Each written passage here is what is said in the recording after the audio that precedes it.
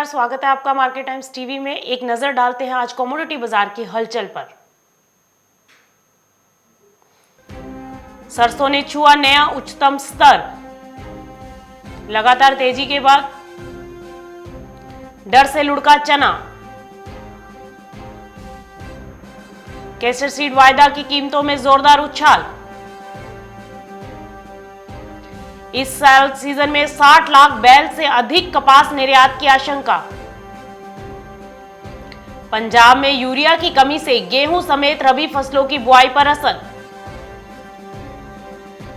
सरकार ने खरीदा 200 लाख टन से ज्यादा धान। औने पौने दाम पर गन्ना बेच रहे किसान। विदेश में अब सिर्फ भारतीय चावल, पाकिस्तान चावल खतरे में। आलू बीज की बड़ी कीमत से किसान हो रहे परेशान।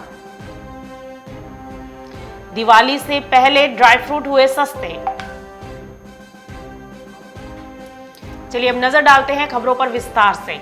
लगातार तेजी के बाद आज सरसों की कीमतों ने अपने अब तक के उच्चतम स्तर को छू लिया है। आज वायदा में सरसों का भाव 6150 रुपए प्रति क्विंटल के पार पहुंच गया है। दरअसल सरसों की मांग में लगातार इजाफा देखने को मिल रहा है और भाव आसमान छूते नजर आ रहे हैं। आज वायदा कारोबार में भाव 6200 के करीब जा पहुंचे। सरसों तेल में ब्लेंडिंग को भी बना कर दिया गया है, जिसकी वजह से सरसों के भाव में और तेजी से दिखाई दे रही है। वहीं आज दूसरे खाद्य तेलों में जोरदार गिरावट देखने को मिली है। जानकारों की माने तो सरसों में ये तेजी आने वाले दिनों में जारी रह सकती है और भाव जल्द ही 6500 रुपए प्रति क्विंटल के स्तर को भी छूते हुए नजर आ सकते हैं। चने की कीमतों में आज जोरदार गिरावट दर्ज की गई और भाव वायदा में 2% लुढ़क कर 5200 के नीचे चले गए हैं।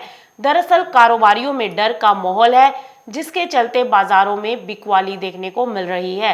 दरअसल उद्योग दलहनी फसल पर आयात शुल्क में कमी की मांग कर रहा है। चने पर आयात शुल्क 60% है, लेकिन सरकार ने कारोबारियों के अनुरोध पर ध्यान देने से इनकार कर दिया है, क्योंकि इससे उन किसानों के लिए विनाशकारी परिणाम होंगे जो अपनी रबी की फसल बोने के लिए तैयार है। खपत को देखें तो दिवाली से पहले बेसन और निचले स्तर की खरीद से मांग बढ़ने की उम्मीद है। बाजार जानकारों का कहना है कि चने की कीमतों में निचले स्तरों से खरीदारी देखने को मिल सकती है। कैस्टर सीड वायदा की कीमतों में तेजी दिखाई दे रही है और कीमतें 4550 से 4600 रुपए के स्तर पर जा पहुंची हैं। मांग पक्ष मजबूत है क्योंकि चीन अपने सरकारी भंडार के लिए आक्रामक तरीके से कमोडिटीज की खरीदारी कर रहा है, जिसमें भारत से भारी मात्रा में अरंडी बीज भी शामिल हैं। पिछले सीजन में 50 लाख बेल के मुकाबले इस सीजन में 60 लाख बेल से अधिक निर्यात पर व्यापारियों की नजर है। चीन, वियतनाम, इंडोनेशिया और बांग्लादेश भारत से कपास खरीदना चाहते हैं। देश के शंकर 6 किस्म जो वैश्विक मानकों के अनुरूप है कि कपास लगभग 40,000 रुपए प्रति कैंडी यानी पर बिकती हुई नजर आ रही है। अमेरिका और ब्राजील जैसे देश 42,000 रुपए से अधिक की मांग कर रहे हैं। कॉटन कॉरपोरेशन ऑफ इंडिया, जिसके पास पिछले सीजन का लगभग 60 लाख बेल का स्टॉक है, विदेश में विभिन्न स्थानों के लिए 73.45 अमेरिकी सेंट प्रति पाउंड से लेकर 78.15 सेंट के दायरे में कपास की पेशकश कर रहा है। यहाँ अमेरिका या ब्राजील के बंदरगाह पर कपास लोडिंग की लागत 73 से 74 सेंट प्रति पाउंड के मुकाबले काफी कम है। इसके अलावा कारोबारी सीसीआई से भी कपास खरीद रहे हैं और निर्यात करते दिखाई दे रहे हैं।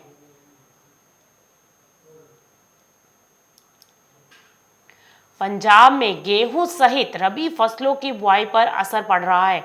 इसकी वजह यूरिया की कमी है। दरअसल किसान आंदोलन के चलते पंजाब में कुछ रूटों पर मालगाड़ियां रद्द कर दी गई हैं और इसका असर यूरिया की सप्लाई पर पड़ा है। राज्य सरकार के अधिकारियों का कहना है कि यूरिया की कमी से रबी फसल की बुआई प्रभावित हो सकती है। किसानों को रबी फसलों की बुआई के लिए यूरिया और डीएपी की जरूरत होती है। कृषि विभाग के अधिकारियों से मिली जानकारी के मुताबिक राज्य में यूरिया की कमी है। अधिकारियों के अनुसार पंजाब में रबी सत्र के लिए 14.5 लाख टन यूरिया की जरूरत है, लेकिन राज्य में केवल 75,000 टन यूरिया उपलब्ध है। आगे उनका कहना है कि 4 लाख टन यूरिया की खेप अक्टूबर में आने वाली थी, लेकिन केवल 1 लाख टन ही पहुंच पाई है। नवंबर के लिए राज्य में 4 लाख टन यूरिया का आवंटन किया गया है। गेहूं की बुआई का सत्र 1 नवंबर से शुरू हो चुका है। रबी सत्र के दौरान राज्य में लगभग 35 लाख हेक्टेयर क्षेत्र में गेहूं की बुआई होने की उम्मीद है। पंजाब को गुजरात, राजस्थान, उत्तर प्रदेश और अन्य राज्यों से रेलगाड़ियों के माध्यम से यूरिया की सप्लाई होती है। धान की सरकारी खरीद चालू खरीफ विपणन सीजन 2020-21 में 200 लाख टन के पार हो गई है, जिसमें से सिर्फ पंजाब में करीब 143 लाख टन धान की खरीद की गई है। केंद्रीय उपभोक्ता मामले, खाद्य एवं सार्वजनिक वितरण मंत्रालय की ओर से मिली जानकारी के मुताबिक रविवार को धान की खरीद के आंकड़ों के अनुसार सरकारी एजेंसियों ने पंजाब, हरियाणा, उत्तर प्रदेश, उत्तराखंड, तमिलनाडु, चंडीगढ़, जम्मू कश्मीर, केरल और गुजरात में 31 अक्टूबर तक किसानों से न्यूनतम समर्थन मूल्य यानी एमएसपी पर 204,59,000 टन धान की खरीदारी की है, जो पिछले साल की समान अवधि के मुकाबले 21.16% अधिक है।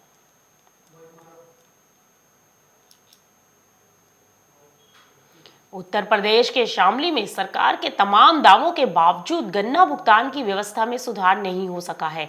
किसानों ने पिछले सत्र में फरवरी तक जो गन्ना मिलों में डाला था, अभी तक उसी का भुगतान हुआ है। किसानों को विभिन्न कार्यों के लिए धन की जरूरत है, लेकिन भुगतान न होने से वे परेशान हैं। इसी के चलते औने पौने दाम पर कोल्हू पर गन्ना डाल रहे हैं। उन्हें कोल्हू पर मात्र 200 से 210 रुपए प्रति क्विंटल का भाव मिल रहा है। नकद भुगतान होने के कारण वे गन्ना बेचने को मजबूर हैं। 7.5% ही रिकवरी कोल्हू संचालक ने बताया कि इस वक्त गन्ने में रिकवरी काफी कम आ रही है। 1 कुंटल गन्ने में करीब 7.5 किलो ही गुड़ तैयार हो पा रहा है। गुड़ का मंडी में भाव 22 से 25 रुपए किलो है, यानी मुनाफा न के बराबर है। इसी वजह से गन्ने का दाम भी कम है। साथ ही कोल्हू मशीन चलाने में डीजल का यूज होता है और डीजल के दाम भी बढ़े हुए हैं। भारत ने अपने बासमती चावल के जीआई टैग को मान्यता देने के लिए यूरोपियन यूनियन में आवेदन किया है। इस खबर से पड़ोसी देश पाकिस्तान में खासी हलचल मच गई है। उनको डर है कि अगर भारत के बासमती को दुनिया भर में पहचान मिल गई तो उनका धंधा चौपट हो जाएगा। पाकिस्तानी अखबार डॉन में एक चावल निर्यातक कंपनी के हवाले से कहा गया है कि यह सब ग्राहक के लिए ब्रांडिंग का खेल है। अगर यह माहौल बन जाए कि बासमती चावल केवल भारत में ही होता है, हमारे निर्यात को तगड़ी चोट लगेगी। भारत के मुकाबले पाकिस्तान का बासमती चावल महंगा बिकता है। वहां टेक्सटाइल के अलावा बासमती चावल का सबसे ज्यादा एक्सपोर्ट होता है। ऐसे में भारत के इस कदम से वहां के चावल निर्यातक बेहद घबराए हुए हैं। बिहार के जमुई में शीतकाल आलू की खेती के लिए उपयुक्त माना जाता है, लेकिन इस साल आलू की खेती से किसानों का मोह भंग होता नजर आ रहा है। दरअसल पिछले कई सालों की अपेक्षा इस बार आलू के बीज महंगे हो गए हैं। इससे किसानों के चेहरे पर चिंता की लकीरें साफ दिखाई पड़ रही हैं। वर्तमान में आलू के बीज की कीमत बाजार में 60 रुपए से 80 रुपए प्रति किलो है।